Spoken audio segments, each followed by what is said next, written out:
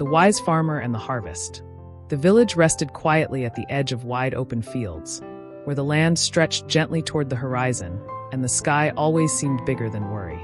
A slow river curved nearby, never rushing, never stopping, as if it understood the value of patience better than anyone else. Life in the village followed the same rhythm. People woke with the sun, rested with the stars, and trusted the seasons to guide them. Among the villagers lived a farmer named Elijah Moore. Elijah was not a man who drew attention.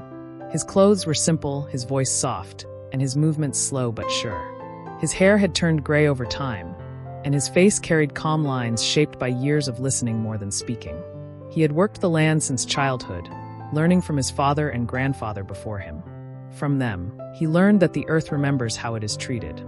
Every morning before the village stirred, Elijah stepped outside his small wooden home with a warm cup of tea.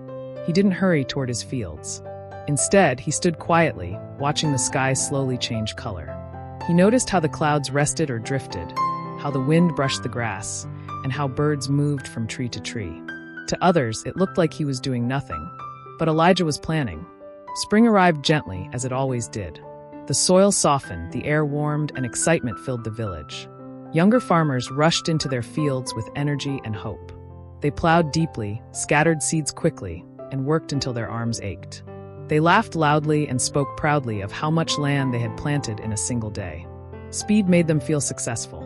Elijah waited. He walked his fields slowly, bending down to feel the soil between his fingers. Some areas felt rich and cool.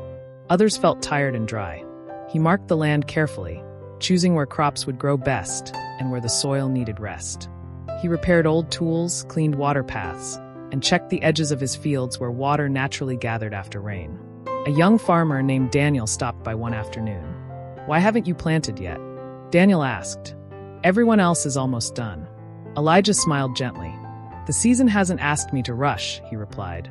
Daniel laughed kindly but walked away, convinced the old farmer was wasting precious time. When Elijah finally planted, he planted with care. He used fewer seeds than others, giving each one room to breathe. He rotated crops and saved extra seeds for future seasons. He dug small channels to guide rainwater softly across the land instead of letting it run away.